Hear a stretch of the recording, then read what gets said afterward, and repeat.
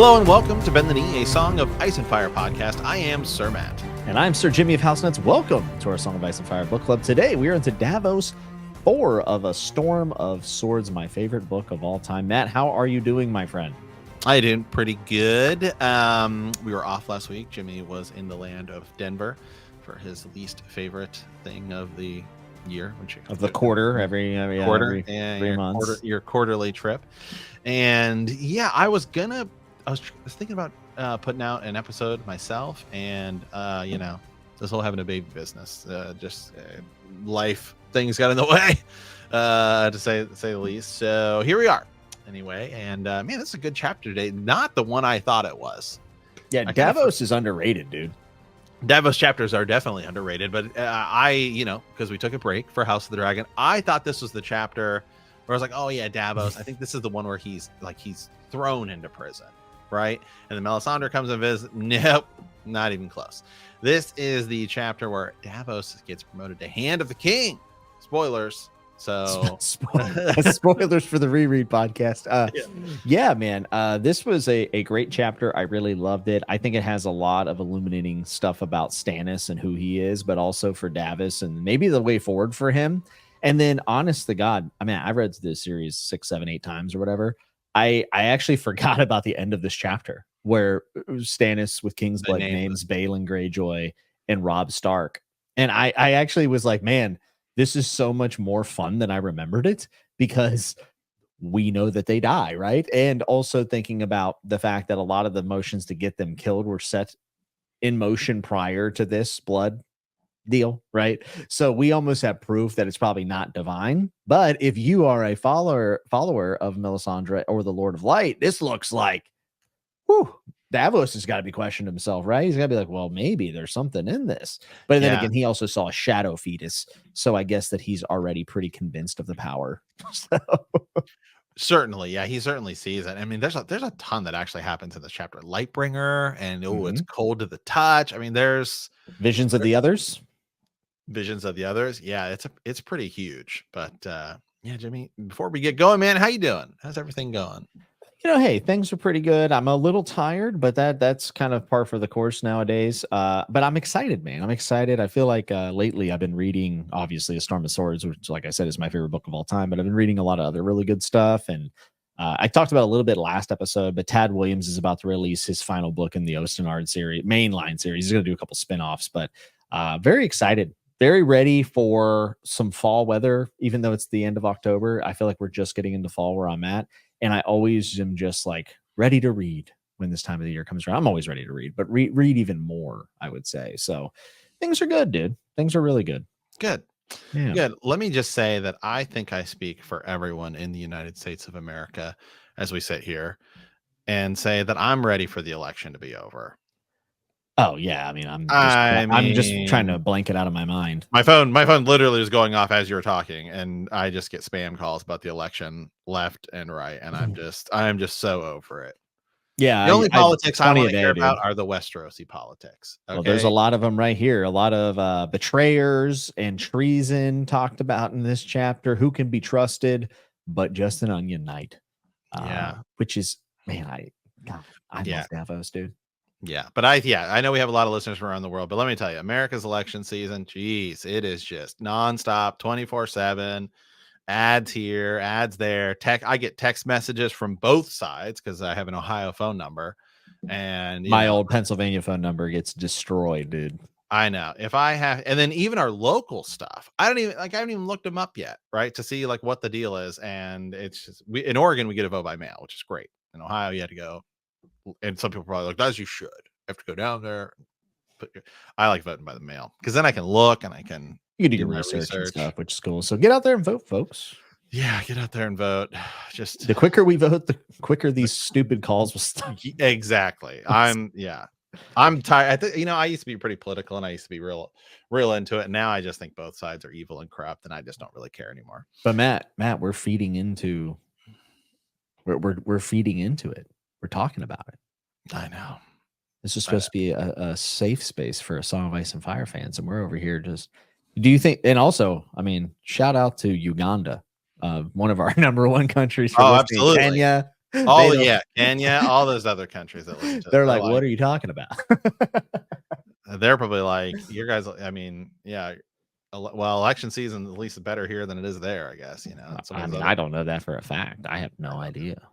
I don't know. It's probably a lot worse, honestly, here Maybe at this point. But I mean, one thing that we can always come together on is the fact that we love Davos. Absolutely. We love Davos chapters. Yeah, and let me just go ahead and we'll dive in here to talk about it, because the only politics I want to talk about is, there is some unrest in Westeros. There's a lot of kings. All these people. I should be king. I should be king. Well, as far as I'm concerned, there is only one true king of Westeros. Who's that, Matt? That is Stannis the Manus Baratheon. Okay. You know how many times I've seen like posts and videos and essays and stuff being like, can we please stop the Stannis the Manus narrative? And the answer is no. We cannot stop the Stannis the Manus. He is by right the one true king of Westeros.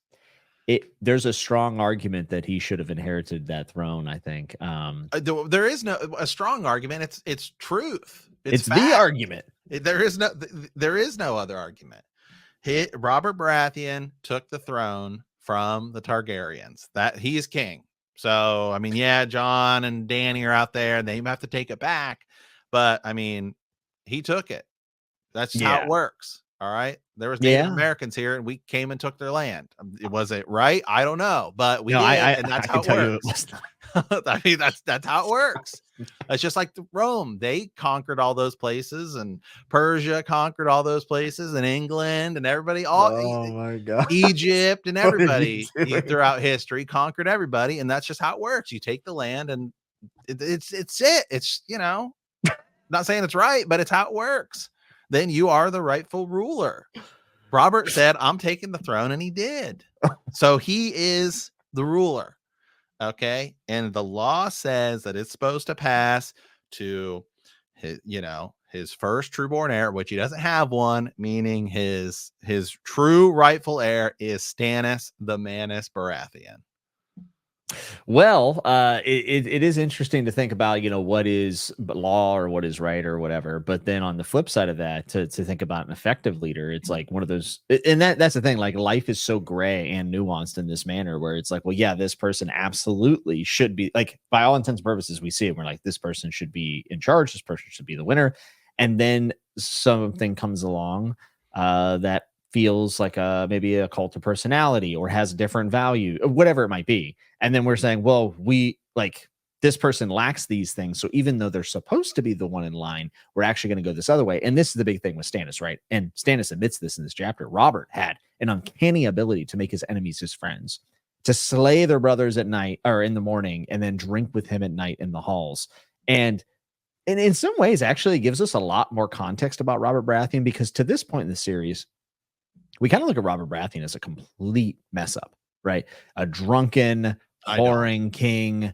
Yeah, well, I love me some Bobby B. All right, I'm not speaking treason. He's right behind me, but I am definitely of the opinion that to this point in the series, we're kind of supposed to look down on Robert's reign, whereas Stannis shows maybe not a positive about his reign, but how he became king and positive traits, right? Being able to, I guess, to put an American spin, reach across the aisle, right? Mm-hmm. So we're going to reach across the aisle. Well, Robert Baratheon was reaching across, the shield wall and shaking hands with people that he was literally destroying with Warhammer, which is insane to think about. And it kind of gives like, oh, Robert did have some traits. He didn't just luck into this thing. He didn't just take it by force, right? He actually had some political maneuvering and some charm to him that Stannis lacks totally. But I'm going to give Stannis some credit here. The fact that Stannis takes an onion knight in front of all these lords and elevates him and is like, you're the only one that will tell me how it is. Like, that's actually an amazing quality of a leader, and not looking at Davos's class, basically looking at his deeds, right? Very black and white. I have a friend who loves the Song of Ice and Fire who is on the spectrum of the autism spectrum. And he says that he feels like Stannis is a really good representation of some of the people who are on the spectrum with their very black and white thinking. And Stannis is very much like, this is good, this is bad. We weigh it out, and that's the answer. Like, there is no in between of these things. Like, all the good doesn't wash away all the bad doesn't wash away all the good. It's like individual deeds to be judged. And I think that that's pretty true for the most part. So Stannis, even though he's cold, which is ironic because he's up in the north, but I think that he does have some sense of honor, right? Like a Ned Stark. I mean, he's so by the book that he actually thinks that Ned Stark wasn't the greatest guy in the world, right? He's kind of petty. He holds grudges, which is, maybe that's not honorable. Stannis is just a fascinating character, and here's the point about the Stannis the Manus thing that I go with. I think the story is just a lot more interesting with Stannis in it, and maybe people don't feel that way because he's so black and white and so like stern. But I think he's a pretty fascinating character, and he always makes it feel complicated. Yeah, no, Stannis is amazing, and you don't. I mean, it's one of the things where like these Davos chapters give us an insight to him, much like the Catelyn chapters give us an insight to Robb, because otherwise you wouldn't really get a ton of Stannis Baratheon except like sort of hearing about him. So you do also, I appreciate that we get Stannis through Davos's eyes, Yeah, because Davos definitely. sort of views him as honorable and all of these things. And so then I don't know, maybe it's just the way George frames Stannis is when does talk about actually why he likes his brother and had respect for his brother and things like that. Where Stannis is like, I don't even really want to be king. I Yeah. mean, he like in this chapter, he talks about, like Robert is more suited for this than me. Yeah, and and I think that this is like I said, this is a very important moment, not just for our context of Robert, but like for Stannis. He's willing to admit the positives of his brother. Mm-hmm. Like he's almost, I think he's almost like mesmerized by the fact, maybe mesmerized, not the word, but shocked at how Robert was able to have these relations with lords that he was battling against just a day before.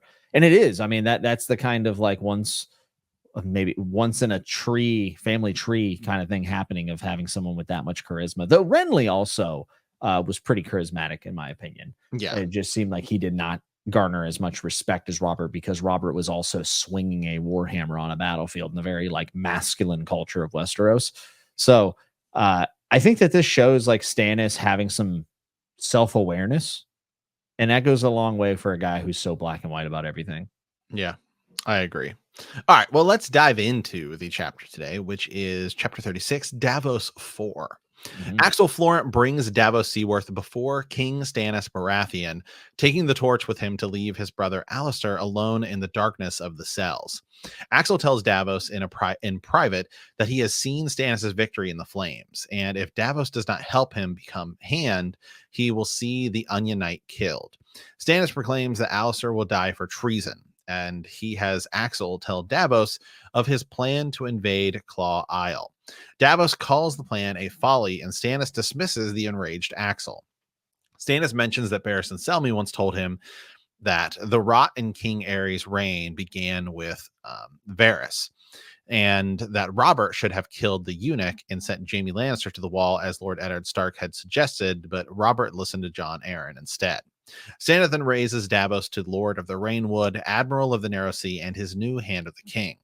When Stannis mentions battle, Davos mistakes him to mean the continuance of the war, but Melisandre has entered the room and calls it the Great Battle. Soon comes the cold and the night that never ends. Stannis has also seen a vision in the flames of men in black with torches on a high hill in the forest during snow.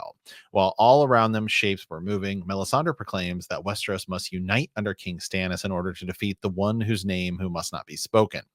Stannis takes 3 leeches fat with the blood of Edric Storm. Melisandre tells him that this is not the best way, for it both will and will not work. The better way is to sacrifice Edric to the flames, for there is power in King's blood. Melisandre believes that his death will wake the stone dragon, as prophesied, and the sacrifice of one life to save thousands of others is warranted. But Stannis will not hear of it. Stannis tosses the leeches one at a time into a brazier, naming each of the false kings: Joffrey Baratheon, Baelon Greyjoy, and Robb Stark.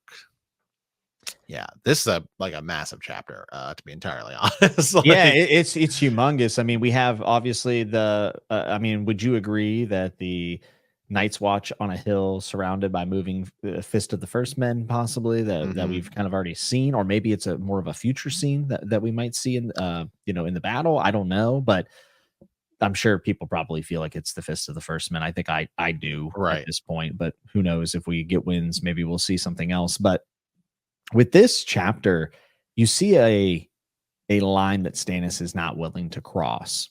And we know that he will cross a line that he'll never come back from in Winds of Winter, which is sacrificing his daughter. We know that now. When I say we know this, what I mean by that is one of the three oh shit moments that George shared with Dave and Dan was the fact that Robert would be sacrificing his daughter. So that actually came from George. Now, George has said things have changed completely ever since the show aired and he's started writing more. So maybe that's out. Maybe Stannis, I think Stannis is actually probably going to have a way more revised role with the changes. I think he's one of the characters that most likely George is going to do more with than he planned to, but I don't know that for a fact. So the information we actually have access to, in the words of George, Stannis is one day going to cross a line he can't. But at this point in the story, he's not willing to cross certain lines. Now we have to start thinking about what gets Stannis to the point of wanting to sacrifice that. Obviously, where we leave him in A Dance with Dragons, he's in a horrible spot. And I mean, almost dead. I mean, it is, he's at rock bottom at the end of A Dance with Dragons. So I think that might be the moment where he kind of tips over the edge. But we also see in this chapter that Melisandre has wider ambitions and is truly concerned about the whites coming or the winter coming. She is seeing this. And for a story that's about this existential threat, it's kind of ironic that, so much of it is actually centered around human politics. And one of the only people mentioning this huge fight that's coming is Melisandre, who at this point in the story, I don't think we're supposed to like very much. But George has also said she's the most misunderstood character in the series. So a lot of character work is done here, and it's quite beautiful. And Davos is consistently saying that he would never turn his back on Stannis, that he'll do what's right or whatever. And it's my belief, and Matt, I'd love your take on this. I think that there's a strong possibility that Davos will be in direct contact with the downfall of Stannis. I know people think Brienne killing Stannis is a thing. That's fine, and that probably will be it. But I think we're going to see Stannis cross a line, and then Davos with his unrelenting loyalty being questioned, and he will see something that he just cannot support Stannis with. Right? I mean, he is so object to Melisandre and her religion, but he still follows Stannis because he believes in Stannis that much. Do you think that Davos could possibly have a hand in Stannis's end? Man, it's so tough because anytime we talk about Stannis, it's he to me is the biggest block in Winds of Winter, because there's so many events that seem like they're going to happen, or or they all hinge on all of Winds of Winter hinges on the opening few chapters, I think, with Stannis. And I think it's the reason it's taken George as long as he has. We've talked about other characters, but I mean, it all depends on what you want to do with him. And we've talked about this literally for years at this point, because taking what we know happened sort of in the show, and even things that seem like they could happen in the books, like the Battle of the Bastards, might not even happen in Winds of Winter. We don't know. That might be a show only thing. The pink letter gets sent, but it just book Stannis is so different than show Stannis, in that a lot of the events that we see happen like in the show, none of that is there to justify, like Brienne, for example. Yeah. Well, Brienne is sort of right place, right time to kill Stannis in the show, because Brienne is sort of there to help actual Sansa escape. Yeah. From Renly, causing, as Jon Snow is resurrected, to kick this whole Ramsay, thing. not Renly. I can't let Ramsay. let you slander. Yeah, sorry. Yeah, Ramsay. Exactly. Yeah, Ramsay, to have all of those events take place at the same time. But the problem is that none of those things are set up right now. Like Sansa is not in the north escaping Ramsay and Winterfell to run to Jon Snow, who's about to be resurrected. And I mean, we have still have to see. So Stannis could still go try and fight Ramsay at Winterfell and lose, and maybe he just dies there, and then you sort of take away the Brienne piece of it. Because Brienne's like way far away. She's nowhere close to where she is in the show. Yeah, she's gonna be going on a journey most likely. Yeah, I don't even she might not even see him. So if you do that, then does Stannis just take out like, and this is another reason why I think Battle of the Bastards could potentially not happen, is Stannis could just beat Ramsay. And Ramsay's whole purpose could have been to write the pink letter to get Jon killed. Possibly. I mean, we're not sure, right? Right. But I mean, if Ramsay and Roose Bolton, who's still alive, by the way, were to die and Stannis takes Winterfell, the pink letter would have ultimately served its main purpose, which is to get Jon to say, hey, we need to go do this stuff to betray the night, sort of, betray the Night's Watch to them to kill him to set up his resurrection. Yeah. I'd like that could be the piece, because like Sansa's nowhere close to being able to even leave with an army with the Knights of the Vale. I mean, I think young Griff is still coming over. So it's still always like the big block as to what's going to happen. Yeah, and then, to get back to like the Davos piece of this, right? So like let's just say, let's run with what you're saying, and Stannis ends up taking Winterfell, right? And he wants to maybe give it to Jon or something like this. But if Stannis takes Winterfell because of a sacrifice of his daughter, maybe Davos is the one to undercut him, possibly. And George loves the human heart in conflict with itself, love and duty, these things. So I feel like Davos having history with this family, and then Stannis doing the unthinkable, I think could actually lead to Davos having a hand in Stannis's final demise. I think it's a pretty compelling storyline. Also, I know a lot of people. Real quick, I'm trying to remember here. In the show, why Davos is not there when Shireen is burned? Where is he at? I do not recall from the show, to be honest. Because he doesn't go meet with Manderley and then go meet. I don't think he goes searching for Rickon. I think they find out that, I think Ramsay finds out that Rickon is there, because he says, I have your brother and have these other, like, that's part of the thing. Mm-hmm. That's part of the thing, but Rickon is not in the book Pink Letter. I remember so little from the show post season 4, to be honest with you. Yeah, because if like that event still kind of happens where Ramsay gets Rickon, now he's got another piece of the puzzle, because he actually had, like, if he intercepts Davos though, then he would have Davos kidnapped, and that could be something that helps lure Stannis out. And maybe that's, I don't know, a piece of the puzzle. And now it's Stannis who loses because of, something like that. Yeah. And then you've got the Melisandre who's still there. There's a lot I actually still want to talk about with Melisandre and stuff like that. But yeah, I mean, it's still the Davos or the Stannis stuff is still like the biggest block that you just have to go one way or the other. And it just depends on what George ultimately wants to do.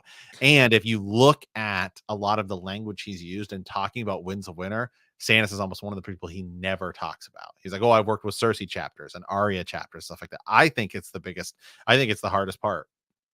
Yeah, it could be. Also, might be where a lot of the changes are coming in, because he's saying more and more is changing. So, like, I'm sitting here saying that the burning is confirmed because George said it was, but again, that could have changed. What I will say I do think that's still going to happen.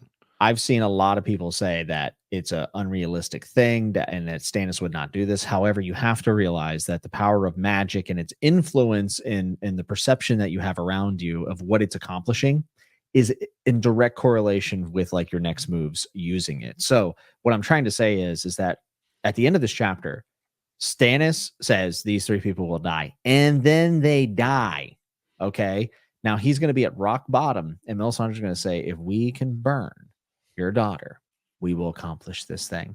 Yeah. And then he looks at the sunken cost fallacy, and he thinks, we've come this far. We know it works. I have to do this. I mean, like, it's a tough thing, dude. Which, by the way, that's something I want to talk about, because she first of all, I do like that Davos points out in here he doesn't say the boy's name. Mm-hmm. So it just says the boy. It's almost like Stannis is kind of even like needs to take that piece away from it, even though he is his uncle, right? It's human psychology. It's his nephew, yeah. But it kind of got me thinking about about like blood magic and king's blood, which we've talked about before. Is it possible that somebody like a Melisandre would talk about how king's blood is more valuable just because the people you're always going to be telling it to are going to believe that king's blood is more valuable than regular blood magic? Mhm. Or is it sort of the person whose blood you're using? Right? I Is that like if you do blood magic on, say, like an old, you know, somebody at like the Night's Watch who was just like a terrible person who just got sent to the wall, and Mhm. like a frail human being, as opposed to somebody who's like young and strong, is there a difference there as well? But if you're talking to a king and you're telling them that king's blood is more valuable, I feel like they're more likely to believe that. Yeah, I think it's cliche or propaganda or whatever we want to put a label on it. I don't think it's actually true, especially because Beric Dondarrion seems to be so special, right? And Beric Mm. Dondarrion, for all intents and purposes, is like a mid lord. Like he's not a king at all, Right. right? And we also see fantastical elements happen all throughout the series without King's blood being involved. So I think it's just one of those things of like it's an interpretation of what's going on in the fantastical, but Right. it's not concrete. Now, with that said, it does seem like certain bloodlines do end up having dreams, right? We have dragon dreams, we have green dreams. Bran is related to oh the first men like way long ago. So uh, there's there's a whole lot of question marks around it. I think we're supposed to make that question is supposed to be asked on our brains as we read. Does King's blood actually matter? I think the answer is probably not. That's my gut feeling, especially since the fact that Stannis is going to get a bunch of confirmation bias here when these three people die using King's blood. Mhm. When in reality, like I said, all these deaths have kind of already been set into motion prior to the King's blood being used. Like Yeah. Rob Stark was dead. He's not physically dead, but his death certificate has been signed already, way Yeah. before they did this. Yeah, yeah, absolutely. I agree with you. And even Joffrey's, and I have some Reddit threads here of people I thought had some good things I could pull up too, because like we could talk about like why maybe Stannis shouldn't even have done this in the first place. But it kind of got me thinking, because you could argue that if Stannis does burn Shireen, which seems likely unless George has undergone some major rewrite, that Stannis is also committing kinslaying, which could be part of the thing that is his downfall. Now, Melisandre must not think it's all that important, and this is where you can kind of view her as maybe, I guess, evil in a way. Is Mhm. for her, it's obvious that the Great War is the only thing she's concerned about. Yeah, do the ends justify the means, right? Right. Yeah. Because to her, she knows the real threat that's coming, which is the White Walkers and the others. And so for her, well, I don't think she actually cares about Stannis or cares for Stannis. What? This is why she'll probably switch to Jon Snow eventually, right? Yeah, Yeah. yeah, exactly. Is that Yeah. she'll then look at Jon and think Jon is the prince who was Lightbringer. promised. Right, which is mentioned in here, but yeah, kind of, it's just kind of interesting. So clearly she must not think that kinslaying is that big of a deal, because even killing Edric Storm would be kinslaying. It would. But what's a little kinslaying to save the world, Matt? Sometimes you gotta. Right. I mean, but yeah, I mean, it could backfire, because if you're doing does kinslaying just come back to haunt you at any point, or does it have something to do with the reason of why you did it? Yeah, right. I mean that's a great question. Because Tyrion's gonna have to face that. Yeah, he is. But here's the thing, right? So if I came to Portland and murdered you, right? Right. That would be a bad thing. I think we could all agree for the most part. Besides British Airways, I think they would be happy Yeah, for they me to might be. silence a doubter. Mhm. But if I came and murdered you right now, it would be a bad thing. But if I drove to Portland and I happen to have I don't have a brother, but if I had a brother and he lived next door and I dropped in and I killed him too, that would be considered worse. Right. But at the end of the day, like the actual act is the same, It is. but it is a like conscious human element added to it that we know that these things are tied and we're supposed to be family. So I think that's the exact same case as it is in Westeros. Some people are going to find it to be really bad, no matter what. Some people are going to find that kinslaying is worse, and it's all kind of dependent on what people decide to tolerate, I guess, in some ways. Yeah. Well, let me pull up something else. I want to shift gears here just a little bit with that, but kind of the same thing is at one point in this chapter they were talking about like remaining loyal to your king and all of these things. And Davos, I think this is one of the reasons Stannis is like, all right, I'm with him, because Davos is at least telling me what's true. Yeah. But they're talking about like how treason and all of these things like is one of the worst things you can do. Like almost as if it's offending the gods. But Davos calls Stannis out, right? And he says, it is a man's duty to remain loyal to his rightful king, even if the lord he serves proves false. Stannis declared in a tone that brooked no argument. A desperate folly took hold of Davos, a reckless akin to madness, as you remained loyal to King Ares when your brother raised his banners. Shocked silence followed until Sir Axel cried, treason, then snatched the dagger from his sheath. Your grace, he speaks his infamy to your face. Davos could hear Stannis grinding his teeth. A vein bulged, blue and swollen in the king's brow. Their eyes met. Put up your knife, Sir Axel, and leave us.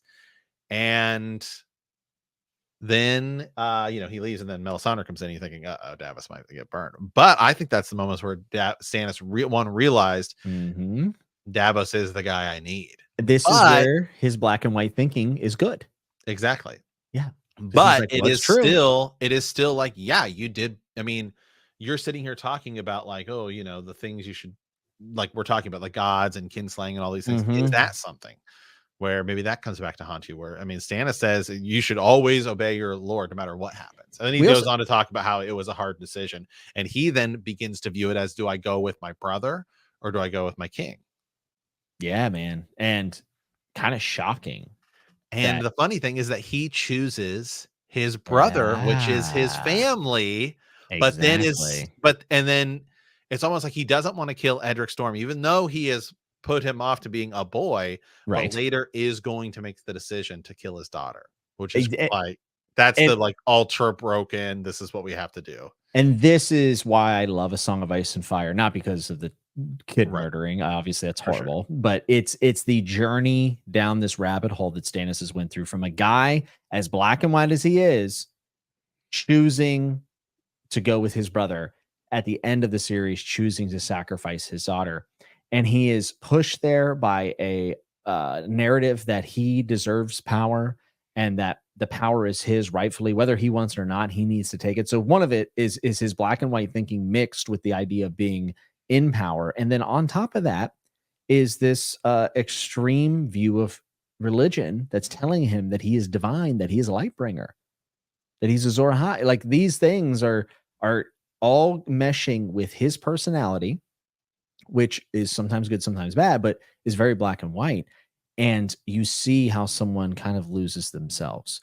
And it is so sad when you think about it as a whole. Like, whenever you hear that, yeah, Stannis took his brother's side, it almost warms your heart a little bit. You're almost like, yeah, stick with your brother. And that same man will one day burn his daughter. Whew. Yeah. I know, and I think that's his ultra tragedy. And I think that's why a lot of people. What a story, right? I think that's why now a lot of people like Stannis, because he hasn't done that yet. This is how absurd A Song of Ice and Fire is, dude. Like, me and you were sitting here talking about this. We could probably talk about this for like 10 episodes. That is one storyline in this story. You know what I'm saying? Like, someone could have written a fantasy series about just Davos, Stannis, and Melisandre, and we would have said, "Oh, that's epic fantasy. That's sick." And George's like, that's one of 36 storylines I have going on right now that also intertwines with all of those other storylines somehow. What a ridiculously good series. I love it. Something I'm trying to pull up here. Okay, right here. All right. So this is something kind of interesting here. I just wanted to pull up here. I want to make sure I'm in the right chapter. Okay. Just a small little detail I noticed, and again, I'm going to be kind of shifting gears here just a little bit. But when they're talking about going to Claw Isle, because then Davos once he makes him hand to the king, he begins to give him like actual thing, because they want to go take out Lord Celtigar, who sort of said, and that's what kicked off the whole argument, was treason and all of things. But when they're talking about what's at Claw Isle, and Lord Celtigar has something, kind of caught my attention that, like, wow, I never even thought about that. I think you know what I'm talking about here. But they talk about it. So Claw Isle was lightly garrisoned. Its castle reputedly snuffed with Mirish carpets, Volanti glass, gold and silver plate, jeweled cups, magnificent hawks, and an axe of Valyrian steel, which one is kind of cool because that's one of the first things we hear about. That's like besides a dagger or something like that. A horn that could summon monsters from the deep. Chest of rubies and more wines than a man could drink in 100 years. So you actually have like really two deep level things there. One, a horn that can summon monsters from the deep. Maybe that is something we think. And you always got to keep in any time you hear about the horns that are supposed to be able to do things. I think you should always kind of keep our eyes open to it. Maybe that's right. Some people think we're going to see a kraken. Right. I hope so. I love krakens. But it is next to immediately a chest of rubies, which we also know George loves the color code and the gemstone code and all those things. And rubies is tied to glamoring, which means falsehood and all those things. So maybe that's saying that horn is not. That horn isn't really there. That's what I was about to say. I said maybe there's too many horns. Maybe someone's lying. Right. But so it's just immediate that George does put it right up there, maybe just to throw you off of it. But we don't really hear of that many horns that houses hold. That, I mean, they have an axe of Valyrian steel. So immediately you literally already have one magical item. Like we know that's legit. Yes. Like the Valyrian steel sword is, we know, against the White Walkers and stuff, it will cut them. It will kill them. We know that for sure. So that's a legit magic item. Then a horn that seems like it might be magical, and then a chest of rubies. Like that's just George being George. Like some George writing though would be if we hear about this magical horn of this island with all these rubies and it's all flashy and ends up being fake. Euron has a horn, ends up being fake, and then the real horn that has actual powers is sitting in the hands of Sam the Slayer, of Samwell Tarly. Like that's such a George thing. Like the unlikely event that this. Right. I guess, do you think, and this is, not going to go totally off the deep end here, but do you think there are two magical horns? Like, do you think Dragonbinder and the Horn of Winter exist? Or do you think maybe there's just only one magical horn? Well, I'm a big fan of the swap theory that me and you've talked about before. Right. I think it's a pretty cool theory. I would not be shocked if there's only one magical horn and that Sam is the one in possession of it and doesn't actually know, because Euron being false feels likely to me. Like a lot of what he is saying is him just building this cult of personality. And then any other horn that were mentioned, like unless if there were more of a reason to believe in this horn we're reading about in this chapter, I almost feel like it's George just, writing stuff. Right. But who knows? Yeah. I mean, the Dragon Binder, right? I mean, I'm pretty sure somebody opens that. Yeah. I mean, so somebody does blow that horn and Feast for Crows. Yeah. And their like lungs turn to black. So we do know there's something going on with that horn. Yeah. Whether or not it's actually going to be Dragon Binder or not. Yeah. And who knows if that is like a trick. Right. Poison in it or something. Yeah. Who and all set up for this to happen. I don't now I sound like a conspiracy theorist against Euron, but these are the questions that we have to answer. But I do think it's a very George thing to have if Sam were the one to actually hold the only horn that mattered. Could you imagine if Sam in Old Town up against Euron and Euron blows his horn and then Sam blows his and Sam's actually does something? Like that would be so ironic. Yeah. I'm just a big Samwell fan. I want him to have all the moments in the series. I am too. Okay, let's talk a little bit about the leeches and the naming people. So somebody pulls this up. This is from the Song of Ice and Fire reread subreddit, which I really like because they've gone through like cycles over the decades, right? They've been doing that at this point that it's going on. And so you get people like in different time, like this is from like 4 years ago. But so somebody saying, he said, the Three Leeches is one of those scenes that I feel barely comes up in discussion. We know the reason the Three Kings die, and with the exception of maybe Balon, these plans were in motion long before the events of this chapter.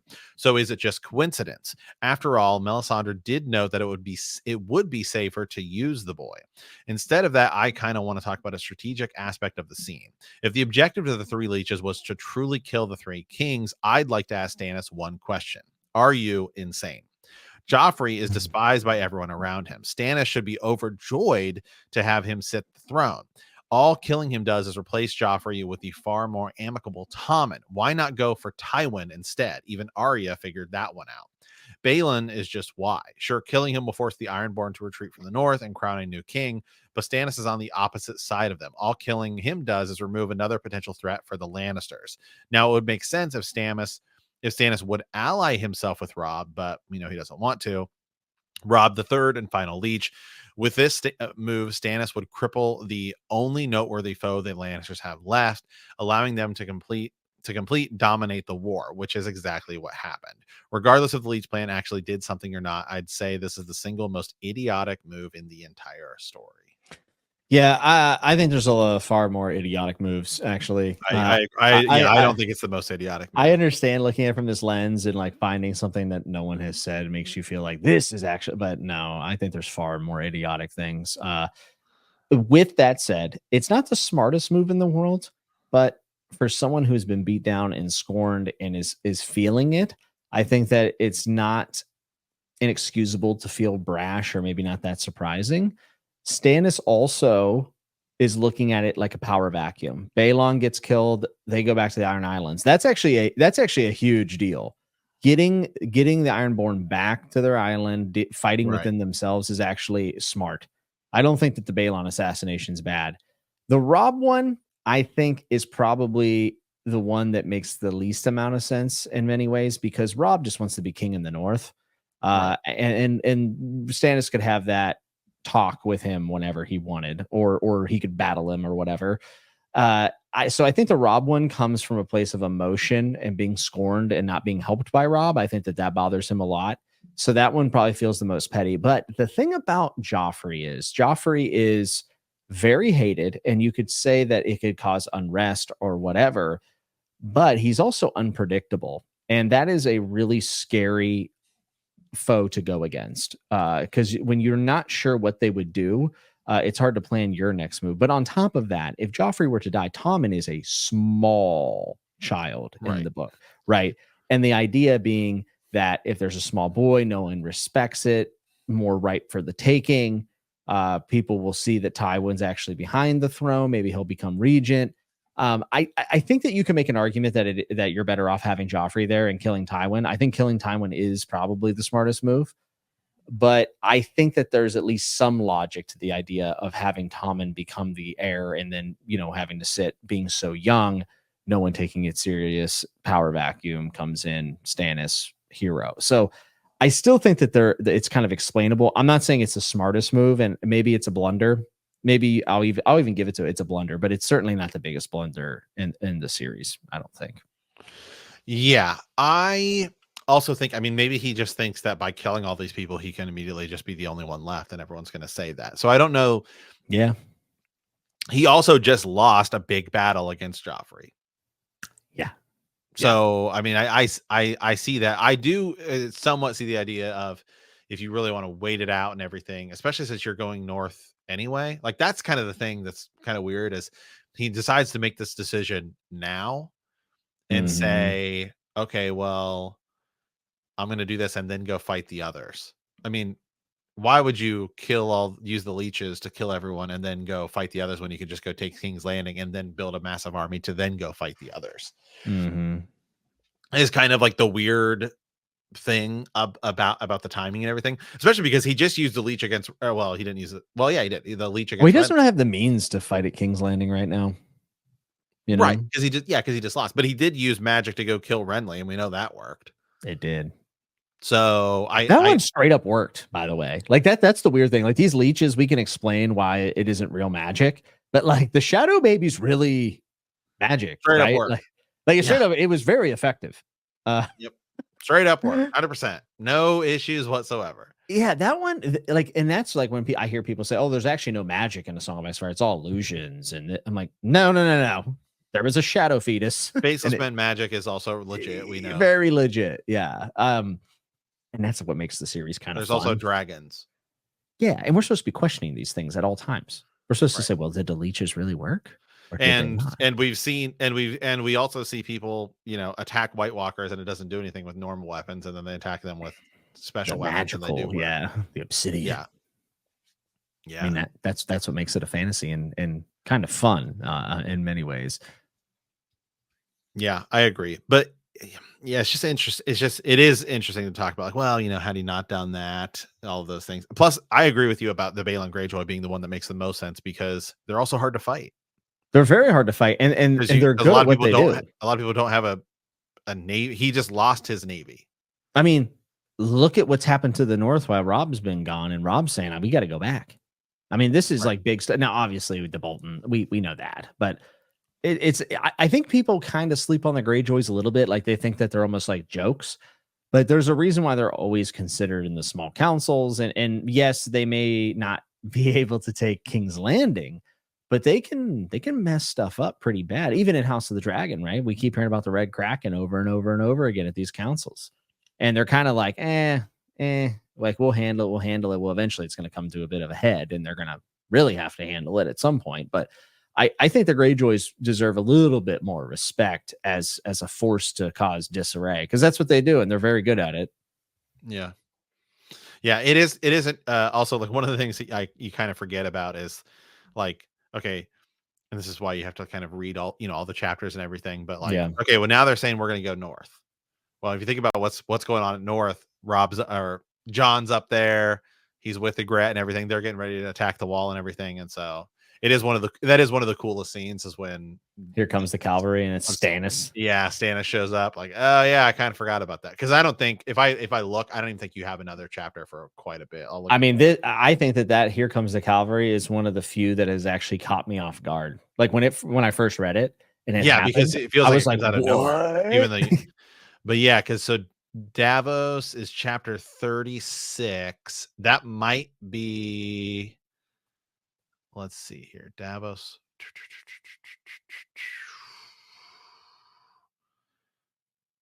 Yeah, you don't see Davos again until chapter 54. Dang. Yeah. So I mean it's a ways, and then immediately followed by a John chapter. So I think that's it. I think Yeah. let's see. So what happens here? So they haven't so they're still so the next Davos chapter, which is a ways away, is Davos is you're going to be beginning to learn how to read, right? So that's still another one. And then they're going to begin their mission of the in the dark of night, Edric Storm. I mean, you're still the Joffrey has already died, and Melisandre states Tommen will be named king. Which why doesn't he just? Because they want to use another leech. Right. Yeah. So I mean, it's a bit. They ran out of leeches. Yeah, and then it's Davos want to dance. Then it's Davos want to dance a dance with dragons. So I mean, it's like wow. I mean, a lot is going to happen in between now and the next time you see Davos. And I think that's one of the reasons a lot of this stuff does catch you off guard is because it's all really told to us through Davos, and we miss out on a lot of that stuff. Yeah, and we have to take just like clues from Davos's POV about Stannis's psyche and draw conclusions from his decisions and his reactions. And I think that's one of the reasons why people are so obsessed with him, because we don't have the POV from him. And it's really fun to try to figure out that guy because he's a tough cookie to crack, I think. Yeah, because I'm trying to see here. Yeah, I mean, I'm trying to see if like when that happens. I mean, in many ways, Tywin's the same, right? Like, yeah. So I'm trying to see it real quick. So that chapter happens. Yeah, I mean, it's a while before that happens. It's like John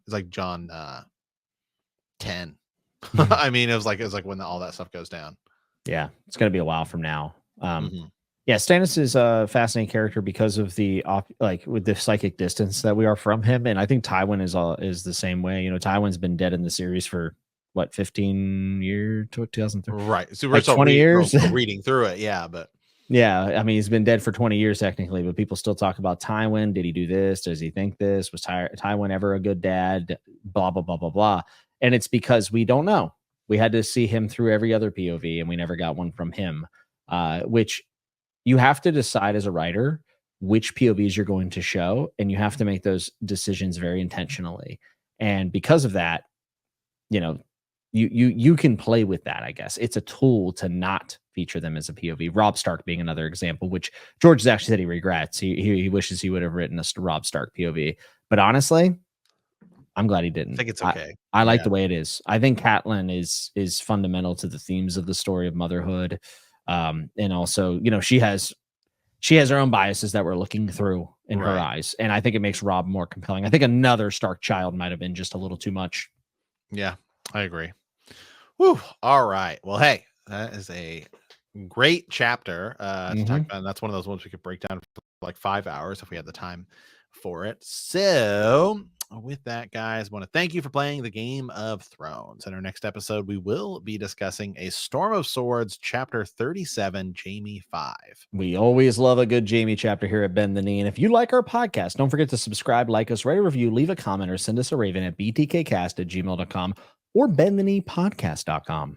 We'll see you next time. And remember that winter is coming.